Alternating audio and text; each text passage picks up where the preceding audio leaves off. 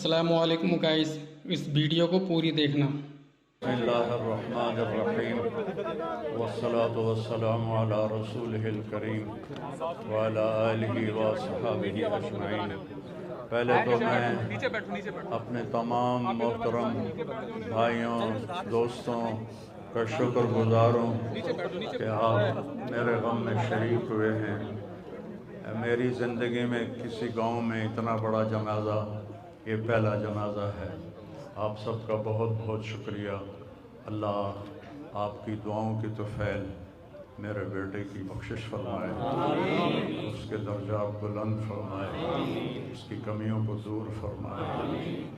ہمارے نبی پاک صلی اللہ علیہ وسلم کا ارشاد مبارک ہے، جب تم پر غم آئے تو میرے غم یاد کرنا تو تمہیں تسلی ہو جائے گی۔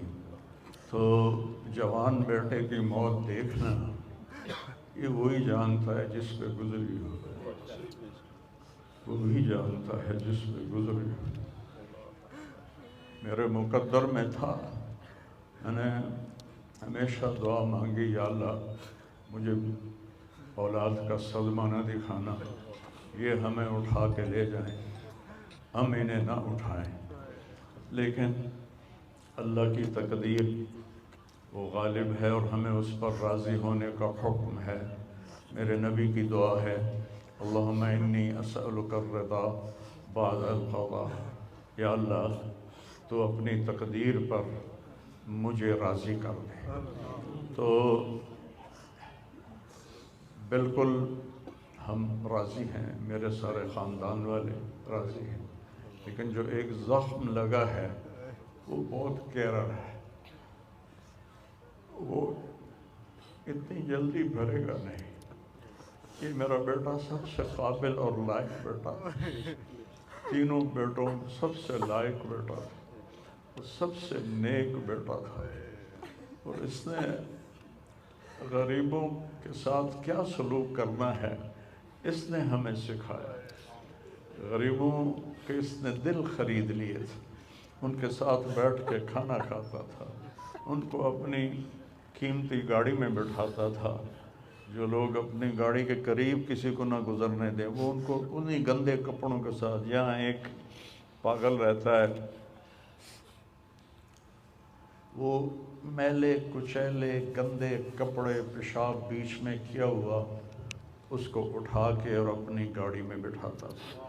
وہ ساری سیٹ خراب ہو جاتی تھی، لیکن وہ اس کو اپنی فیکٹری میں لے جاتا، پھر نائی کو بلا کر اس کے بال کٹواتا، اس کو نہلاتا، اس کے کپڑے بدلواتا۔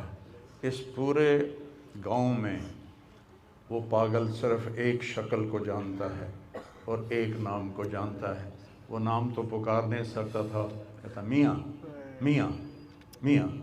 یہ صرف ایک اس عاصم جمیل کو وہ جانتا ہے، جو آج ہم سے رخصت ہو گیا، اور یہاں ہم بے بس ہیں اور اللہ کی تقدیر پر ہم راضی ہیں۔ اور السعید من وعظ بغیرہ، موت سے اپنی موت کو یاد کرنا چاہیے کہ ایک دن میرے اوپر بھی یہ آئے گا اور میرا بھی سانس نکلے گا اور زندگی کا دھاگا ٹوٹے گا۔ اس بچے نے وہ کام کیا علاقے میں جس کو میں اپنی تعریف نہ ہو جائے، یہ اللہ کی امانت تھی، اللہ نے اس کو اپنے پاس بلایا۔ لیکن بہت کم والدین کو ایسی اولاد ملتی ہے، بہت کم والدین کو ایسی اولاد ملتی، اور اسے جوانی میں اللہ نے بلا لیا۔ میں راضی ہوں، میرا سارا خاندان بھی راضی ہے، لیکن یہ رونا تو میرے بس میں نہیں۔ حضرت ابراہیم رضی اللہ عنہ میرے نبی کے صاحبزادے، جو حضرت ماریہ کے پیٹ سے پیدا ہوئے تھے، تو انہوں نے اوالی میں ان کے لیے ایک باغ میں کمرہ بنوایا تھا، اور اس میں دودھ پلانے والی عورت کو اس کے سپرد کیا تھا، اور آپ مدینہ سے نکلتے اور جا کر حضرت ابراہیم کے ساتھ کھیلتے، پیار کرتے، محبت کرتے، اور پھر واپس آ جاتے۔ ایک دن 18 माह के हो गए। 18 माह का बच्चा भागने दौड़ने लगता है, बाबा बाबा कहने लगता है, मामा मामा कहने लगता है। तो